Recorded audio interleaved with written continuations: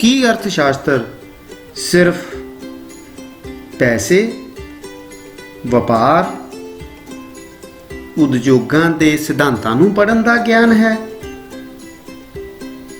ਜਾਂ ਇਸ ਤੋਂ ਵੱਧ ਹੈ?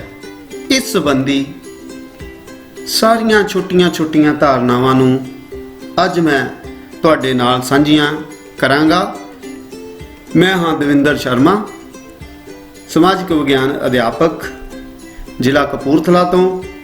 ਮੈਂ ਅੱਜ ਤੁਹਾਡੇ ਨਾਲ 10ਵੀਂ ਜਮਾਤ ਦੀ ਸਮਾਜਿਕ ਵਿਗਿਆਨ ਦੇ ਅਰਥ ਸ਼ਾਸਤਰ ਭਾਗ ਵਿੱਚੋਂ ਪਹਿਲੇ ਪਾਠ ਮੁੱਢਲੀਆਂ ਧਾਰਨਾਵਾਂ ਸੰਬੰਧੀ ਕੁਝ ਗੱਲਾਂ ਸਾਂਝੀਆਂ ਕਰਨ ਜਾ ਰਿਹਾ ਹਾਂ ਤੇ ਮੈਂ ਉਮੀਦ ਕਰਦਾ ਹਾਂ ਕਿ ਤੁਸੀਂ ਇਹਨਾਂ ਛੋਟੀਆਂ ਚੀਜ਼ਾਂ ਨੂੰ ਆਪਣੀਆਂ ਕਾਪੀਆਂ ਉੱਪਰ ਜ਼ਰੂਰ ਨੋਟ ਕਰੋਗੇ।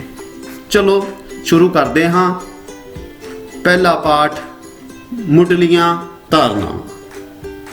ਧਾਰਨਾਵਾਂ। ਅਰਥ ਸ਼ਾਸਤਰ ਵਿੱਚ ਕੁਝ ਸ਼ਬਦਾਂ ਦਾ ਪ੍ਰਯੋਗ ਖਾਸ ਅਰਥਾਂ ਵਿੱਚ ਲਿਆ ਜਾਂਦਾ ਹੈ। ਇਹਨਾਂ ਸ਼ਬਦਾਂ ਨੂੰ ਮੁੱਢਲੀਆਂ ਧਾਰਨਾਵਾਂ ਕਿਹਾ ਜਾਂਦਾ ਹੈ। ਅਰਥ ਸ਼ਾਸਤਰ ਵਿੱਚ ਕੁਝ ਮਹੱਤਵਪੂਰਨ ਮੁੱਢਲੀਆਂ ਧਾਰਨਾਵਾਂ, ਜਾਂ ਮੈਂ ਅੰਗਰੇਜ਼ੀ ਵਿੱਚ ਕਹਾਂ ਤਾਂ ਬੇਸਿਕ ਕਨਸੈਪਟਸ ਹੇਠ ਲਿਖੇ ਅਨੁਸਾਰ ਹਨ। ਸਭ ਤੋਂ ਪਹਿਲਾਂ ਆਪਾਂ ਗੱਲ ਕਰਦੇ ਹਾਂ ਰਾਸ਼ਟਰੀ ਆਮਦਨ ਦੀ, ਨੈਸ਼ਨਲ ਇਨਕਮ ਦੀ। ਕੀ ਹੈ ਨੈਸ਼ਨਲ ਇਨਕਮ?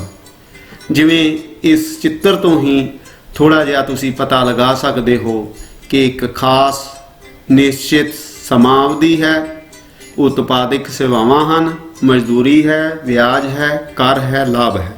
ਚਲੋ ਆਪਾਂ ਇਸ ਨੂੰ ਜਾਣਨ ਦੀ ਕੋਸ਼ਿਸ਼ ਕਰਦੇ ਹਾਂ। ਰਾਸ਼ਟਰੀ ਆਮਦਨ ਤੋਂ ਭਾਵ ਇੱਕ ਦੇਸ਼ ਦੇ ਨਿਵਾਸੀਆਂ ਨੂੰ ਇੱਕ ਖਾਸ ਸਮੇਂ ਦੌਰਾਨ ਉਹਨਾਂ ਦੀਆਂ ਉਤਪਾਦਕ ਸੇਵਾਵਾਂ ਦੇ ਬਦਲੇ ਪ੍ਰਾਪਤ ਹੋਣ ਵਾਲੀ ਕੁੱਲ ਆਮਦਨ ਭਾਵ ਮਜ਼ਦੂਰੀ, ਵਿਆਜ, ਲਗਾਨ ਅਤੇ ਲਾਭ ਦੇ ਜੋੜ ਤੋਂ ਹੈ। ਇਸ ਸੰਬੰਧੀ ਇੱਕ ਪ੍ਰਸਿੱਧ ਅਰਥ ਸ਼ਾਸਤਰੀ ਡਰਨਬਰਗ ਜੀ ਦਾ ਕਥਨ ਹੈ ਕਿ ਰਾਸ਼ਟਰੀ ਆਮਦਨ ਕਿਸੇ ਦੇਸ਼ ਦੇ ਆਮ ਨਿਵਾਸੀਆਂ ਦੀ ਇੱਕ ਸਾਲ ਦੌਰਾਨ ਮਜ਼ਦੂਰੀ, ਵਿਆਜ, ਲਗਾਨ ਅਤੇ ਲਾਭ ਦੇ ਵਿੱਚ ਸ਼ੁੱਧ ਅਰਜਿਤ ਸਾਧਨ ਆਮਦਨ ਹੈ। ਸੋ ਜੇ ਮੈਂ ਇਸ ਨੂੰ ਬੱਚਿਓ ਤੁਹਾਡੀ ਭਾਸ਼ਾ ਦੇ ਵਿੱਚ ਸਮਝਾਉਣਾ ਹੋਵੇ ਤਾਂ ਰਾਸ਼ਟਰੀ ਆਮਦਨ ਨੂੰ ਅਸੀਂ ਇਸ ਤਰ੍ਹਾਂ ਸਮਝ ਸਕਦੇ ਹਾਂ ਕਿ ਮੰਨ ਲਓ ਪਿੰਡ ਦਾ ਇੱਕ ਆਮ ਇਨਸਾਨ ਹੈ, ਉਹ ਇੱਕ ਫੈਕਟਰੀ ਲਾਉਣਾ ਚਾਹੁੰਦਾ ਹੈ। ਉਸ ਫੈਕਟਰੀ ਲਈ ਉਹਨੂੰ ਧਨ ਦੀ ਵੀ ਲੋੜ ਹੈ, ਉਸ ਨੂੰ ਜ਼ਮੀਨ ਦੀ ਵੀ ਲੋੜ ਹੈ, ਉਸ ਨੂੰ ਮਜ਼ਦੂਰਾਂ ਦੀ ਵੀ ਲੋੜ ਹੈ। ਸੋ ਉਹ ਵਿਅਕਤੀ ਸਭ ਤੋਂ ਪਹਿਲਾਂ ਜ਼ਮੀਨ ਖਰੀਦੇਗਾ, ਉਸ ਉੱਪਰ ਇੱਕ ਬਿਲਡਿੰਗ ਤਿਆਰ ਕਰੇਗਾ, ਫਿਰ ਮਸ਼ੀਨਾਂ ਲਗਾਏਗਾ, ਫਿਰ ਮਜ਼ਦੂਰਾਂ ਦੀ ਹੈਲਪ ਦੇ ਨਾਲ, ਮਜ਼ਦੂਰਾਂ ਦੀ ਮਦਦ ਦੇ ਨਾਲ ਉਹ ਇੱਕ ਕੰਮ ਕਰਨਾ ਸ਼ੁਰੂ ਕਰੇਗਾ। ਔਰ ਇਸ ਕੰਮ ਲਈ ਉਹ ਕੁਝ ਪੈਸੇ ਕਿਸੇ ਬੈਂਕ ਕੋਲੋਂ ਵੀ ਉਧਾਰ ਲੈਂਦਾ ਹੈ। ਸੋ ਜਦੋਂ ਉਹ ਕੰਮ ਕਰਦਾ ਹੈ ਤਾਂ ਉਸ ਵਿੱਚ ਕੰਮ ਕਰਦੇ ਮਜ਼ਦੂਰਾਂ ਨੂੰ ਉਹ ਮਜ਼ਦੂਰੀ ਦਿੰਦਾ ਹੈ, ਬੈਂਕ ਤੋਂ ਉਧਾਰ ਲਏ ਪੈਸਿਆਂ ਤੇ ਵਿਆਜ ਦਿੰਦਾ ਹੈ, ਤੇ ਜਿਹੜੀ ਉਹਨੂੰ ਆਮਦਨ ਪ੍ਰਾਪਤ ਹੁੰਦੀ ਹੈ ਉਸ ਉੱਪਰ ਉਹ ਕਰ ਵੀ ਦਿੰਦਾ ਹੈ, ਤੇ ਅਖੀਰ ਵਿੱਚ ਜੋ ਬਚ ਜਾਂਦਾ ਹੈ ਉਹ ਉਸ ਦਾ ਲਾਭ ਹੁੰਦਾ ਹੈ। ਸੋ ਇਸ ਤਰ੍ਹਾਂ ਜੇ ਮੈਂ ਆਪਣੀ ਗੱਲ ਨੂੰ ਹੋਰ ਅੱਗੇ ਵਿਸਥਾਰ ਕਰਾਂ ਤਾਂ ਕਿਸੇ ਵੀ ਦੇਸ਼ ਵਿੱਚ, ਮੰਨ ਲਓ ਆਪਾਂ ਆਪਣੇ ਦੇਸ਼ ਭਾਰਤ ਦੀ ਗੱਲ ਕਰੀਏ, ਭਾਰਤ ਦੇਸ਼ ਵਿੱਚ ਹਰ ਇਨਸਾਨ ਕੋਈ ਨਾ ਕੋਈ ਕੰਮ ਕਰ ਰਿਹਾ ਹੈ, ਕੋਈ ਮਜ਼ਦੂਰੀ ਕਰ ਰਿਹਾ ਹੈ, ਕੋਈ ਸਰਕਾਰੀ ਨੌਕਰੀ ਕਰ ਰਿਹਾ ਹੈ, ਕਿਸੇ ਦੀ ਆਪਣੀ ਦੁਕਾਨ ਹੈ। ਹਰ ਇਨਸਾਨ ਕੋਈ ਨਾ ਕੋਈ ਕੰਮ ਕਰ ਰਿਹਾ ਹੈ ਅਤੇ ਉਹ ਕੰਮ, ਉਸ ਸੇਵਾ ਦੇ ਬਦਲੇ ਉਹਨੂੰ ਕੁਛ ਨਾ ਕੁਛ ਪ੍ਰਾਪਤ ਹੁੰਦਾ ਹੈ, ਅਤੇ ਹਰ ਇਨਸਾਨ ਨੂੰ ਕੋਈ ਨਾ ਕੋਈ ਆਦਮੀ, ਕੋਈ ਨਾ ਕੋਈ ਫੈਕਟਰੀ ਉਹਨੂੰ ਕੁਛ ਨਾ ਕੁਛ ਦੇ ਰਹੀ ਹੈ। ਸੋ ਜਦੋਂ ਇਹਨਾਂ ਸਾਰੇ ਦੇਸ਼ ਦੇ ਸਾਰੇ ਨਿਵਾਸੀਆਂ ਦੀ ਆਮਦਨ ਨੂੰ ਜਦੋਂ ਅਸੀਂ ਜੋੜ ਲੈਂਦੇ ਹਾਂ ਜਾਂ ਉਹਨਾਂ ਦੀਆਂ ਸੇਵਾਵਾਂ ਨੂੰ ਅਸੀਂ ਜੋੜ ਲੈਂਦੇ ਹਾਂ, ਮਜ਼ਦੂਰੀ, ਵਿਆਜ, ਲਗਾਨ ਅਤੇ ਲਾਭ ਦੇ ਰੂਪ ਵਿੱਚ, ਇਸ ਉਸ ਦੇਸ਼ ਦੀ 1 ਸਾਲ ਦੀ ਰਾਸ਼ਟਰੀ ਆਮਦਨ ਕਹਾਉਂਦੀ ਹੈ। ਔਰ ਇਹ ਆਮਦਨ ਇੱਕ ਪ੍ਰਵਾਹ ਹੁੰਦੀ ਹੈ, ਇਹ ਰੁਕਦੀ ਨਹੀਂ, ਇੱਕ ਚੱਲਣ ਵਾਲੀ ਚੀਜ਼ ਹੈ। ਇਸ ਦਾ ਸੰਬੰਧ ਵੀ ਜਿਵੇਂ ਮੈਂ ਤੁਹਾਨੂੰ ਪਹਿਲਾਂ ਕਿਹਾ ਇੱਕ ਖਾਸ ਸਮੇਂ ਨਾਲ ਹੁੰਦਾ ਹੈ, ਇੱਕ ਖਾਸ ਟਾਈਮ ਨਾਲ ਹੁੰਦਾ ਹੈ। ਆਮ ਤੌਰ ਤੇ ਇਹ ਅਵਧੀ, ਇਹ ਟਾਈਮ 1 ਸਾਲ ਮੰਨਿਆ ਗਿਆ ਹੈ। ਸੋ ਇਸ ਤਰ੍ਹਾਂ ਰਾਸ਼ਟਰੀ ਆਮਦਨ ਇੱਕ ਦੇਸ਼ ਦੇ ਸਾਰੇ ਆਮ ਨਿਵਾਸੀਆਂ ਦੀ 1 ਵਰ੍ਹੇ ਦੌਰਾਨ ਪ੍ਰਾਪਤ ਕੀਤੀ ਹੋਈ ਆਮਦਨ ਹੁੰਦੀ ਹੈ। ਸੋ ਰਾਸ਼ਟਰੀ ਆਮਦਨ ਦਾ ਅਨੁਮਾਨ ਲਗਾਉਂਦੇ ਸਮੇਂ ਵਸਤਾਂ ਅਤੇ ਸੇਵਾਵਾਂ ਨੂੰ ਉਹਨਾਂ ਦੀ ਕੀਮਤਾਂ ਦੇ ਨਾਲ ਗੁਣਾ ਕੀਤਾ ਜਾਂਦਾ ਹੈ। ਕੀ ਕੀਤਾ ਜਾਂਦਾ ਹੈ? ਵਸਤਾਂ ਦੀਆਂ ਤੇ ਸੇਵਾਵਾਂ ਦੀਆਂ ਕੀਮਤਾਂ ਨੂੰ ਗੁਣਾ ਕੀਤਾ ਜਾਂਦਾ ਹੈ। ਇਸ ਤੋਂ ਬਾਅਦ ਕੀਮਤਾਂ ਦੇ ਵਿੱਚ ਵੀ ਅਕਸਰ ਪਰਿਵਰਤਨ ਹੁੰਦਾ ਰਹਿੰਦਾ ਹੈ, ਜਿਸ ਦੇ ਸਿੱਟੇ ਵਜੋਂ ਵਸਤੂਆਂ ਅਤੇ ਸੇਵਾਵਾਂ ਦੀ ਮਾਤਰਾ ਵਿੱਚ ਬਿਨਾਂ ਕੋਈ ਪਰਿਵਰਤਨ ਹੋਇਆ ਰਾਸ਼ਟਰੀ ਆਮਦਨ ਵੱਧ ਜਾਂ ਘਟ ਸਕਦੀ ਹੈ।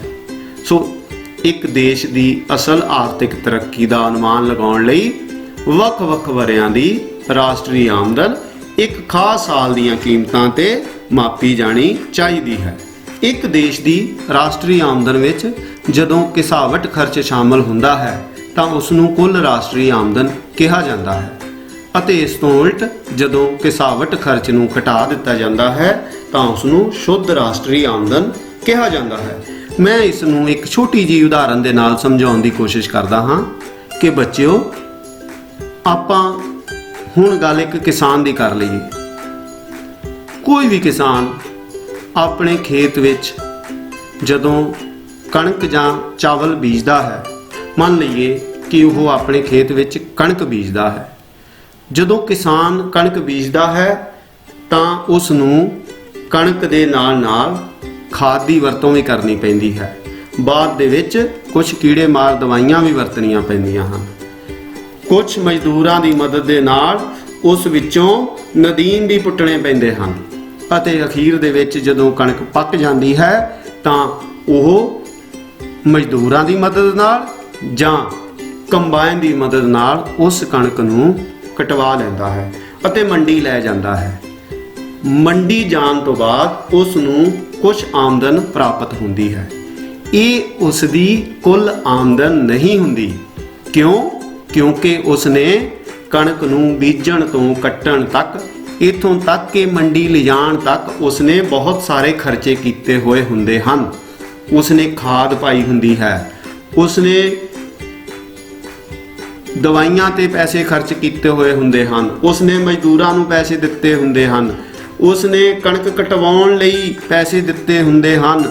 ਉਸ ਦੀ ਆਪਣੀ ਵੀ 6 ਮਹੀਨਿਆਂ ਦੀ ਮਿਹਨਤ ਉਸ ਉੱਪਰ ਲੱਗੀ ਹੋਈ ਹੁੰਦੀ ਹੈ। ਸੋ ਜਦੋਂ ਉਹ ਇਹ ਸਾਰੇ ਖਰਚੇ ਉਸ ਆਮਦਨ ਵਿੱਚੋਂ ਘਟਾ ਦਿੰਦਾ ਹੈ ਤਾਂ ਉਹ ਉਸ ਕਿਸਾਨ ਦੀ ਸ਼ੁੱਧ ਆਮਦਨ ਹੁੰਦੀ ਹੈ। ਇਸੇ ਤਰ੍ਹਾਂ ਜਦੋਂ ਅਸੀਂ ਦੇਸ਼ ਪੱਧਰ ਤੇ ਗੱਲ ਕਰਦੇ ਹਾਂ ਕਿ ਕਿਸੇ ਵੀ ਦੇਸ਼ ਦੀ ਰਾਸ਼ਟਰੀ ਆਮਦਨ ਵਿੱਚੋਂ ਜਦੋਂ ਖਰਚੇ ਘਟਾ ਦਿੱਤੇ ਜਾਂਦੇ ਹਨ, ਕਿਸਾਵਟ ਦਾ ਅਰਥ ਹੈ ਕਿ ਕਿਸੇ ਵੀ ਚੀਜ਼ ਨੂੰ ਬਣਾਉਣ ਲਈ ਕੁਝ ਖਰਚੇ ਹੁੰਦੇ ਹਨ। ਉਸ ਚੀਜ਼ ਨੂੰ ਬਣਾਉਣ ਲਈ ਕੁਝ ਮਸ਼ੀਨਾਂ ਦੀ, ਕਈਆਂ ਚੀਜ਼ਾਂ ਦੀ ਕਿਸਾਵਟ ਹੁੰਦੀ ਹੈ। ਉਹਨਾਂ ਤੇ ਖਰਚਿਆਂ ਨੂੰ ਘਟਾਉਣ ਤੋਂ ਬਾਅਦ ਜਿਹੜੀ ਆਮਦਨ ਪ੍ਰਾਪਤ ਹੁੰਦੀ ਹੈ ਉਹ ਸ਼ੁੱਧ ਰਾਸ਼ਟਰੀ ਆਮਦਨ ਹੁੰਦੀ ਹੈ। ਹੁਣ ਉਸ ਤੋਂ ਬਾਅਦ ਆਪਾਂ ਗੱਲ ਕਰਦੇ ਹਾਂ ਕਿ ਕੁਝ ਆਮਦਨ ਸਾਨੂੰ ਵਿਦੇਸ਼ਾਂ ਤੋਂ ਵੀ ਪ੍ਰਾਪਤ ਹੁੰਦੀ ਹੈ। ਰਾਸ਼ਟਰੀ ਆਮਦਨ ਵਿੱਚੋਂ ਜੇਕਰ ਵਿਦੇਸ਼ਾਂ ਤੋਂ ਪ੍ਰਾਪਤ ਸ਼ੁੱਧ ਆਮਦਨ ਨੂੰ ਘਟਾ ਦਿੱਤਾ ਜਾਵੇ ਤਾਂ ਜੋ ਆਮਦਨ ਬਾਕੀ ਬਚਦੀ ਹੈ ਉਸ ਨੂੰ ਘਰੇਲੂ ਆਮਦਨ ਕਿਹਾ ਜਾਵੇਗਾ। ਇਸ ਲਈ ਵੀ ਮੈਂ ਇੱਕ ਛੋਟੀ ਜਿਹੀ ਉਦਾਹਰਨ ਤੁਹਾਨੂੰ ਦੇਣਾ ਚਾਹਾਂਗਾ ਕਿ ਜਿਵੇਂ ਭਾਰਤ ਆਪਣੀ ਕਣਕ ਈਰਾਨ, ਇਰਾਕ ਵਰਗੇ ਦੇਸ਼ਾਂ ਨੂੰ ਵੇਚਦਾ ਹੈ, ਸੋ ਉਹਨਾਂ ਨੂੰ ਕਣਕ ਵੇਚਣ ਤੇ ਭਾਰਤ ਨੂੰ ਕੁਝ ਆਮਦਨ ਪ੍ਰਾਪਤ ਹੁੰਦੀ ਹੈ। ਜੇ ਅਸੀਂ ਆਪਣੀ ਉਹ ਆਮਦਨ ਨੂੰ ਆਪਣੀ ਰਾਸ਼ਟਰੀ ਆਮਦਨ ਦੇ ਵਿੱਚੋਂ, ਸ਼ੁੱਧ ਰਾਸ਼ਟਰੀ ਆਮਦਨ ਦੇ ਵਿੱਚੋਂ ਘਟਾ ਦਈਏ ਤਾਂ ਜੋ ਬਾਕੀ ਰਕਮ ਬਚਦੀ ਹੈ, ਜੋ ਬਾਕੀ ਆਮਦਨ ਬਚਦੀ ਹੈ ਉਹ ਸਾਡੇ ਭਾਰਤ ਦੀ ਘਰੇਲੂ ਆਮਦਨ ਹੁੰਦੀ ਹੈ। ਹੁਣ ਗੱਲ ਕਰਦੇ ਹਾਂ ਪ੍ਰਤੀ ਵਿਅਕਤੀ ਆਮਦਨ ਦੀ। ਪਿਆਰੇ ਵਿਦਿਆਰਥੀਓ, ਜਿਵੇਂ ਕਿ ਇਸ ਦੇ ਨਾਂ ਤੋਂ ਹੀ ਪਤਾ ਲੱਗ ਜਾਂਦਾ ਹੈ ਕਿ ਪ੍ਰਤੀ ਵਿਅਕਤੀ ਆਮਦਨ, ਹਰ ਵਿਅਕਤੀ ਦੀ ਆਮਦਨ। ਸੋ ਵਿਦਿਆਰਥੀਓ, ਕਿਸੇ ਵੀ ਖਾਸ ਅਵਧੀ ਦੇ ਵਿੱਚ ਹਰੇਕ ਵਿਅਕਤੀ ਦੀ ਜੇ ਆਮਦਨ ਦੀ ਅਸੀਂ ਔਸਤ ਦੇਖ ਲਈਏ ਤਾਂ ਇਸ ਨੂੰ ਅਸੀਂ ਪ੍ਰਤੀ ਵਿਅਕਤੀ ਆਮਦਨ ਕਹਿੰਦੇ ਹਾਂ। ਔਰ ਦੂਸਰੀ ਗੱਲ ਇਹ ਹੈ ਕਿ ਇਹ ਆਮਦਨ ਸਾਰੇ ਦੇਸ਼ ਦੀ ਇੱਕ ਸਮਾਨ ਨਹੀਂ ਹੁੰਦੀ, ਕਿਉਂਕਿ ਕੁਝ ਲੋਕਾਂ ਦੀ ਆਮਦਨ ਇਸ ਤੋਂ ਵੱਧ ਅਤੇ ਕੁਝ ਲੋਕਾਂ ਦੀ ਆਮਦਨ ਇਸ ਤੋਂ ਘੱਟ ਵੀ ਹੋ ਸਕਦੀ ਹੈ। ਜਿਸ ਦੀ ਉਦਾਹਰਨ ਇਸ ਤਰ੍ਹਾਂ ਲਈ ਜਾਂਦੀ ਹੈ ਕਿ ਇਸ ਦੇਸ਼ ਵਿੱਚ ਇੱਕ ਕਿਸਾਨ ਵੀ ਹੈ ਜੋ ਖੇਤੀ ਕਰਦਾ ਹੈ, ਇਸ ਦੇਸ਼ ਵਿੱਚ ਇੱਕ ਮਜ਼ਦੂਰ ਵੀ ਹੈ ਜੋ ਰਿਕਸ਼ਾ ਚਲਾਉਂਦਾ ਹੈ, ਇਸ ਦੇਸ਼ ਵਿੱਚ ਇੱਕ ਅਧਿਆਪਕ ਵੀ ਹੈ ਜੋ ਬੱਚਿਆਂ ਨੂੰ ਪੜ੍ਹਾਉਂਦਾ ਹੈ, ਇਸ ਦੇਸ਼ ਵਿੱਚ ਇੱਕ ਵਕੀਲ ਵੀ ਹੈ ਜੋ ਵਕਾਲਤ ਕਰਦਾ ਹੈ ਅਤੇ ਇਸ ਦੇਸ਼ ਵਿੱਚ ਇੱਕ ਸਰਮਾਏਦਾਰ ਵੀ ਹੈ, ਇੱਕ ਇੰਡਸਟਰੀਅਲਿਸਟ ਵੀ ਹੈ। ਜਿਵੇਂ ਆਪਾਂ ਗੱਲ ਕਰਦੇ ਹਾਂ ਅਡਾਨੀ, ਜਾਂ ਆਪਾਂ ਗੱਲ ਕਰਦੇ ਹਾਂ ਟਾਟਾ ਦੀ, ਜਾਂ ਆਪਾਂ ਗੱਲ ਕਰਦੇ ਹਾਂ ਰਿਲਾਇੰਸ ਦੀ। ਸੋ ਇਸ ਦੇਸ਼ ਵਿੱਚ ਬਹੁਤ ਅਮੀਰ ਲੋਕ ਵੀ ਹਨ, ਸਧਾਰਨ ਲੋਕ ਵੀ ਹਨ ਤੇ ਗਰੀਬ ਲੋਕ ਵੀ ਹਨ। ਸੋ ਜਦੋਂ ਉਹਨਾਂ ਦੀ ਕਿਸੇ ਦੀ ਆਮਦਨ ਵੱਧ ਹੈ, ਕਿਸੇ ਦੀ ਆਮਦਨ ਬਹੁਤ ਘੱਟ ਹੈ, ਕਿਸੇ ਦੀ ਆਮਦਨ ਸਧਾਰਨ ਹੈ। ਸੋ ਜਦੋਂ ਅਸੀਂ ਪ੍ਰਤੀ ਵਿਅਕਤੀ ਆਮਦਨ, ਕਿਸੇ ਦੇਸ਼ ਦੀ ਪ੍ਰਤੀ ਵਿਅਕਤੀ ਆਮਦਨ ਕੱਢਣੀ ਹੋਵੇ ਤਾਂ ਉਸ ਦਾ ਅਨੁਮਾਨ ਅਸੀਂ ਇਸ ਤਰ੍ਹਾਂ ਲਗਾ ਸਕਦੇ ਹਾਂ ਕਿ ਰਾਸ਼ਟਰੀ ਆਮਦਨ, ਜੋ ਸਾਨੂੰ ਰਾਸ਼ਟਰੀ ਆਮਦਨ ਪ੍ਰਾਪਤ ਹੋਈ ਸੀ, ਜਦੋਂ ਉਸ ਨੂੰ ਅਸੀਂ ਜਨਸੰਖਿਆ ਦੇ ਨਾਲ ਭਾਗ ਦੇ ਦਿੰਦੇ ਹਾਂ ਤਾਂ ਉਸ ਉਪਰੰਤ, ਉਸ ਤੋਂ ਬਾਅਦ ਜੋ ਅਮਾਉਂਟ ਜਾਂ ਜੋ ਰਾਸ਼ੀ ਪ੍ਰਾਪਤ ਹੁੰਦੀ ਹੈ ਉਹ ਉਸ ਦੇਸ਼ ਦੀ ਪ੍ਰਤੀ ਵਿਅਕਤੀ ਆਮਦਨ ਹੁੰਦੀ ਹੈ। ਹੁਣ ਇਸ ਤੋਂ ਅੱਗੇ ਮੈਂ ਇਹ ਕਹਿਣਾ ਚਾਹੁੰਦਾ ਹਾਂ ਤੁਹਾਨੂੰ ਕਿ ਕਿਸੇ ਦੇਸ਼ ਦੀ ਰਾਸ਼ਟਰੀ ਆਮਦਨ ਵਧਣ ਨਾਲ ਇਹ ਵੀ ਜ਼ਰੂਰੀ ਨਹੀਂ ਹੁੰਦਾ ਕਿ ਉਸ ਦੇਸ਼ ਦੇ ਲੋਕਾਂ ਦਾ ਜੀਵਨ ਪੱਧਰ ਜ਼ਰੂਰੀ ਤੌਰ ਤੇ ਵਧੀਆ ਹੀ ਹੋਵੇਗਾ। ਸੋ ਲੋਕਾਂ ਦਾ ਜੀਵਨ ਪੱਧਰ ਪ੍ਰਤੀ ਵਿਅਕਤੀ ਆਮਦਨ ਤੇ ਨਿਰਭਰ ਕਰਦਾ ਹੈ। ਮੈਂ ਇਸ ਨੂੰ ਹੋਰ ਆਸਾਨੀ ਨਾਲ ਦੱਸਣਾ ਚਾਹਾਂਗਾ ਕਿ ਬੱਚਿਓ, ਕਿਸੇ ਵੀ ਦੇਸ਼ ਨੂੰ ਅਮੀਰ, ਗਰੀਬ, ਵਿਕਾਸਸ਼ੀਲ ਦੀ ਸ਼੍ਰੇਣੀ ਵਿੱਚ ਉਸ ਦੇਸ਼ ਦੇ ਲੋਕਾਂ ਦੀ ਪ੍ਰਤੀ ਵਿਅਕਤੀ ਆਮਦਨ ਦੇ ਆਧਾਰ ਤੇ ਹੀ ਅਸੀਂ ਰੱਖ ਸਕਦੇ ਹਾਂ। ਠੀਕ ਹੈ ਬੱਚਿਓ। ਸੋ ਜਿਵੇਂ ਜਿਵੇਂ ਲੋਕਾਂ ਦੀ ਪ੍ਰਤੀ ਵਿਅਕਤੀ ਆਮਦਨ, ਕਿਸੇ ਵੀ ਇਨਸਾਨ ਦੀ ਆਮਦਨ ਜ਼ਿਆਦਾ ਹੋਏਗੀ, ਉਸ ਦਾ ਜੀਵਨ ਪੱਧਰ ਉੱਚਾ ਹੋਏਗਾ। ਜਿਵੇਂ ਜਿਵੇਂ ਆਮਦਨ ਘੱਟ ਹੋਏਗੀ ਉਸ ਦਾ ਜੀਵਨ ਪੱਧਰ ਵੀ ਨੀਵਾਂ ਹੋਏਗਾ। ਹੁਣ ਜੀਵਨ ਪੱਧਰ ਉੱਚਾ ਤੇ ਨੀਵਾਂ ਦਾ ਫਰਕ ਇਹ ਹੈ ਕਿ ਜਿਸ ਵੀ ਇਨਸਾਨ ਕੋਲ ਜ਼ਿਆਦਾ ਪੈਸੇ ਹੁੰਦੇ ਹਨ ਉਸ ਕੋਲ ਵਧੀਆ ਵਧੀਆ ਕਾਰਾਂ ਹੁੰਦੀਆਂ ਹਨ, ਉਸ ਦਾ ਘਰ ਬੜਾ ਵੱਡਾ ਹੁੰਦਾ ਹੈ, ਸੋਹਣਾ ਹੁੰਦਾ ਹੈ, ਔਰ ਉਸ ਦੇ ਬੱਚੇ ਵੀ ਵੱਡੇ ਵੱਡੇ ਸਕੂਲਾਂ ਵਿੱਚ ਪੜ੍ਹਦੇ ਹਨ। ਦੂਸਰੇ ਪਾਸੇ ਇੱਕ ਗਰੀਬ ਇਨਸਾਨ ਦੀਆਂ ਲੋੜਾਂ ਵੀ ਥੋੜ੍ਹੀਆਂ ਹੀ ਹੁੰਦੀਆਂ ਹਨ ਤੇ ਉਹ ਵਿਚਾਰਾ ਆਪਣੇ ਥੋੜ੍ਹੇ ਧਨ ਦੇ ਨਾਲ ਦਿਨ ਰਾਤ ਦੀ ਰੋਟੀ ਦਾ ਹੀ ਗੁਜ਼ਾਰਾ ਕਰ ਸਕਦਾ ਹੈ। ਸੋ ਇਸ ਨੂੰ ਜੀਵਨ ਪੱਧਰ ਉੱਚਾ ਜਾਂ ਨੀਵਾਂ ਆਪਾਂ ਕਹਿ ਸਕਦੇ ਹਾਂ। ਸੋ ਜਿਹੜੀ ਆਪਾਂ ਗੱਲ ਪਹਿਲਾਂ ਕਰ ਰਹੇ ਸੀ ਕਿ ਰਾਸ਼ਟਰੀ ਆਮਦਨ ਵਧਣ ਨਾਲ ਜ਼ਰੂਰੀ ਨਹੀਂ ਕਿ ਲੋਕਾਂ ਦੀ ਪ੍ਰਤੀ ਵਿਅਕਤੀ ਆਮਦਨ ਵੱਧ ਜਾਵੇ। ਇਸ ਦੀ ਉਦਾਹਰਣ ਇਸ ਤਰ੍ਹਾਂ ਹੈ ਕਿ ਮੰਨ ਲਓ ਭਾਰਤ ਦੀ ਰਾਸ਼ਟਰੀ ਆਮਦਨ 4% ਵੱਧ ਗਈ, ਪਰ ਜੇ ਭਾਰਤ ਦੀ ਜਨਸੰਖਿਆ ਵੀ 4% ਹੀ ਵੱਧ ਜਾਵੇ ਤਾਂ ਇਸ ਹਾਲਤ ਵਿੱਚ ਪ੍ਰਤੀ ਵਿਅਕਤੀ ਆਮਦਨ ਵਿੱਚ ਕੋਈ ਵਾਧਾ ਨਹੀਂ ਹੋਵੇਗਾ। ਸੋ ਇਸ ਲਈ ਕਿਸੇ ਵੀ ਦੇਸ਼ ਦੀ ਵਿਕਾਸ ਦਰ ਵਿੱਚ ਵਾਧਾ ਤਾਂ ਹੀ ਹੋਵੇਗਾ ਜਦੋਂ ਪ੍ਰਤੀ ਵਿਅਕਤੀ ਆਮਦਨ ਅਸਲ ਵਿੱਚ ਲਗਾਤਾਰ ਵਧਦੀ ਰਹੇ, ਉਸ ਵਿੱਚ ਲਗਾਤਾਰ ਵਾਧਾ ਹੁੰਦਾ ਰਹੇ। ਇਸ ਤੋਂ ਬਾਅਦ ਅਸੀਂ ਗੱਲ ਕਰਦੇ ਹਾਂ ਉਪਭੋਗ ਦੀ। ਉਪਭੋਗ ਆਮ ਤੌਰ ਤੇ ਉਪਭੋਗ ਦਾ ਸ਼ਬਦ ਦਾ ਪ੍ਰਯੋਗ ਦੋ ਅਰਥਾਂ ਵਿੱਚ ਕੀਤਾ ਜਾਂਦਾ ਹੈ, ਇੱਕ ਕਿਰਿਆ ਦੇ ਰੂਪ ਵਿੱਚ ਤੇ ਦੂਸਰਾ ਖਰਚ ਦੇ ਰੂਪ ਵਿੱਚ। ਕਿਰਿਆ ਦੇ ਰੂਪ ਵਿੱਚ ਉਪਭੋਗ ਉਹ ਕਿਰਿਆ ਹੈ ਜਿਸ ਰਾਹੀਂ ਮਨੁੱਖ ਆਪਣੀਆਂ ਲੋੜਾਂ ਦੀ ਪ੍ਰਤੱਖ ਸੰਤੁਸ਼ਟੀ ਕਰਦਾ ਹੈ। ਜਿਵੇਂ ਉਹ ਆਪਣੀ ਪਿਆਸ ਬੁਝਾਉਣ ਲਈ ਪਾਣੀ ਦਾ ਪ੍ਰਯੋਗ ਕਰਦਾ ਹੈ। ਉਹ ਆਪਣੀ ਭੁੱਖ ਮਿਟਾਉਣ ਲਈ ਰੋਟੀ ਦਾ ਪ੍ਰਯੋਗ ਕਰਦਾ ਹੈ। ਉਹ ਆਪਣੀਆਂ ਲੋੜਾਂ ਲਈ ਟੀਵੀ ਖਰੀਦਦਾ ਹੈ। ਉਹ ਆਪਣੀਆਂ ਲੋੜਾਂ ਲਈ ਸਕੂਟਰ ਖਰੀਦਦਾ ਹੈ, ਮੋਟਰਸਾਈਕਲ ਖਰੀਦਦਾ ਹੈ। ਇਸ ਲਈ ਉਪਭੋਗ ਉਹ ਕਿਰਿਆ ਹੈ ਜਿਸ ਰਾਹੀਂ ਕੋਈ ਮਨੁੱਖ ਆਪਣੀਆਂ ਲੋੜਾਂ ਦੀ ਸੰਤੁਸ਼ਟੀ ਲਈ ਕਿਸੇ ਵਸਤੂ ਦੀ ਉਪਯੋਗਤਾ ਕਰਦਾ ਹੈ। ਖਰਚ ਦੇ ਰੂਪ ਵਿੱਚ ਉਪਭੋਗ ਤੋਂ ਭਾਵ ਉਸ ਕੁੱਲ ਖਰਚ ਤੋਂ ਹੈ ਜੋ ਉਪਭੋਗ ਵਸਤਾਂ ਤੇ ਕੀਤਾ ਜਾਂਦਾ ਹੈ। ਸੋ ਰਾਸ਼ਟਰੀ ਆਮਦਨ ਵਿੱਚ ਲੋਕ ਆਪਣੀਆਂ ਲੋੜਾਂ ਦੀ ਪ੍ਰਤੱਖ ਸੰਤੁਸ਼ਟੀ ਲਈ ਵਸਤਾਂ ਅਤੇ ਸੇਵਾਵਾਂ ਨੂੰ ਖਰੀਦਣ ਲਈ ਜੋ ਮੁਦਰਾ ਖਰਚ ਕਰਦੇ ਹਨ ਉਸ ਨੂੰ ਉਪਭੋਗ ਜਾਂ ਕੁੱਲ ਉਪਭੋਗ ਖਰਚ ਕਹਿੰਦੇ ਹਨ।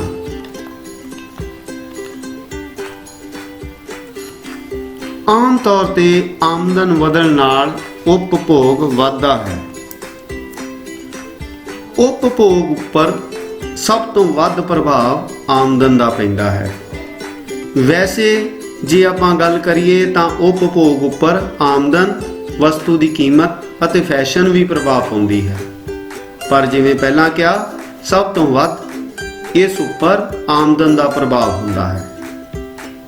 ਸੋ ਇਹ ਅਕਸਰ ਦੇਖਿਆ ਗਿਆ ਹੈ ਕਿ ਜਦੋਂ ਵੀ ਕਿਸੇ ਇਨਸਾਨ ਦੀ, ਕਿਸੇ ਮਨੁੱਖ ਦੀ ਆਮਦਨ ਵਿੱਚ ਵਾਧਾ ਹੁੰਦਾ ਹੈ ਤਾਂ ਉਹ ਆਪਣਾ ਉਪਭੋਗ ਵੀ ਵਧਾ ਦਿੰਦਾ ਹੈ।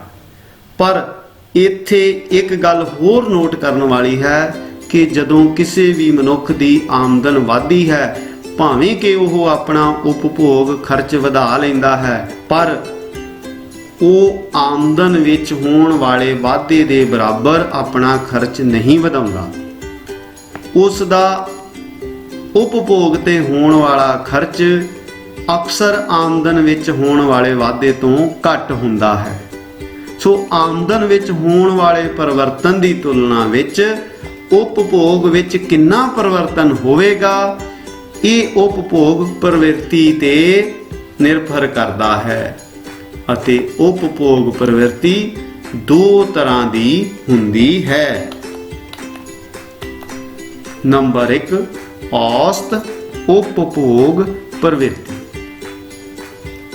ਔਸਤ ਉਪਭੋਗ ਪ੍ਰਵਿਰਤੀ ਕੁੱਲ ਖਰਚ ਅਤੇ ਕੁੱਲ ਆਮਦਨ ਦੇ ਅਨੁਪਾਤ ਨੂੰ ਔਸਤ ਉਪਭੋਗ ਪ੍ਰਵਿਰਤੀ ਕਿਹਾ ਜਾਂਦਾ ਹੈ। ਇਸ ਤੋਂ ਪਤਾ ਚੱਲਦਾ ਹੈ ਕਿ ਲੋਕ ਆਪਣੀ ਕੁੱਲ ਆਮਦਨ ਦਾ ਕਿੰਨਾ ਹਿੱਸਾ ਉਪਭੋਗ ਤੇ ਖਰਚ ਕਰਨਗੇ ਅਤੇ ਕਿੰਨਾ ਹਿੱਸਾ ਬਚਾਉਣਗੇ।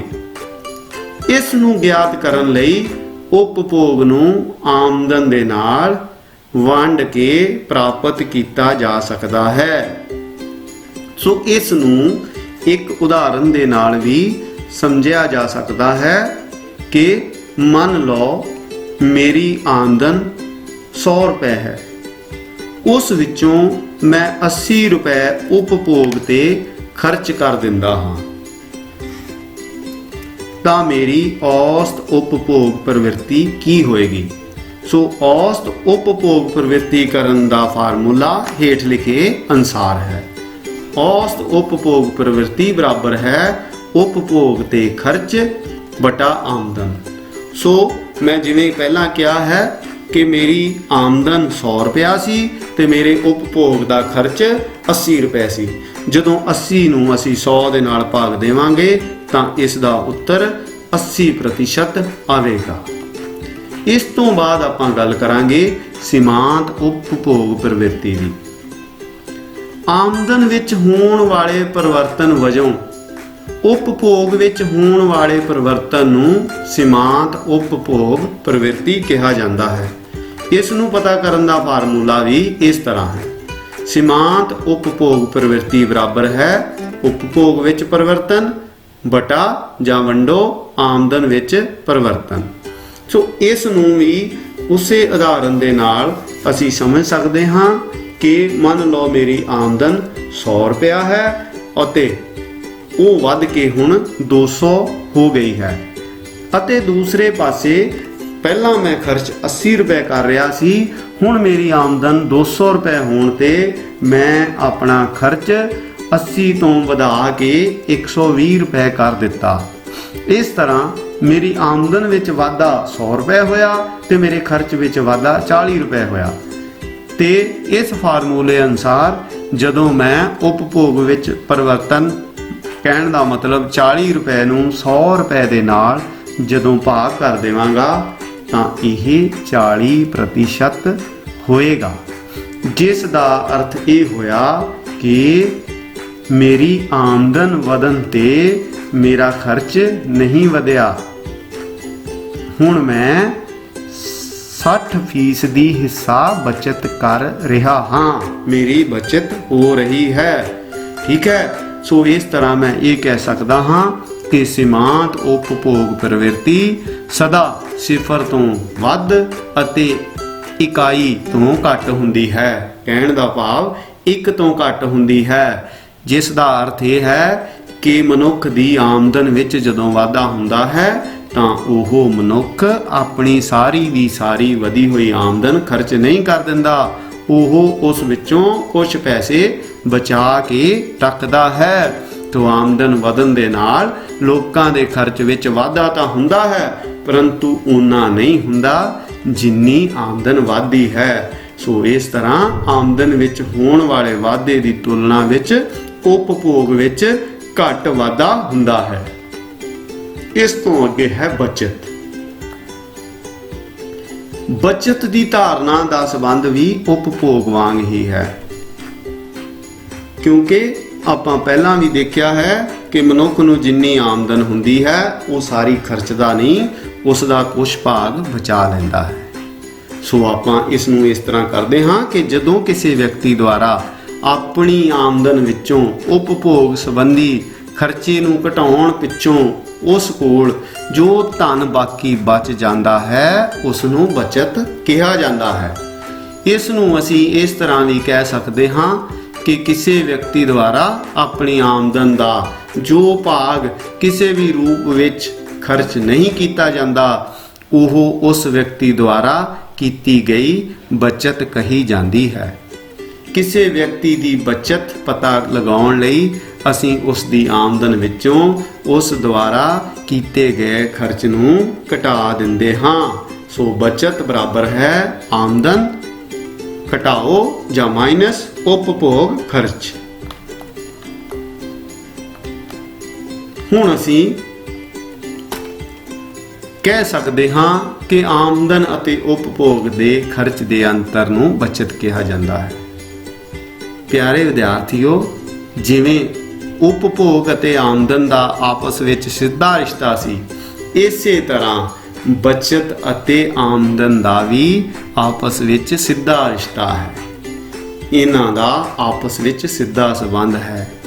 ਕਹਿਣ ਦਾ ਭਾਵ ਆਮਦਨ ਵਧਣ ਨਾਲ ਬਚਤ ਵੱਧਦੀ ਹੈ ਅਤੇ ਆਮਦਨ ਘਟਣ ਨਾਲ ਬਚਤ ਘਟਦੀ ਹੈ। ਇਸੇ ਰਿਸ਼ਤੇ ਨੂੰ ਬਚਤ ਪ੍ਰਵਿਰਤੀ ਕਿਹਾ ਜਾਂਦਾ ਹੈ। ਸੋ ਇਹ ਵੀ ਦੋ ਤਰ੍ਹਾਂ ਦੀ ਹੁੰਦੀ ਹੈ। ਸਭ ਤੋਂ ਪਹਿਲਾਂ ਆਪਾਂ ਪੜ੍ਹਦੇ ਹਾਂ ਔਸਤ ਬਚਤ ਪ੍ਰਵਿਰਤੀ।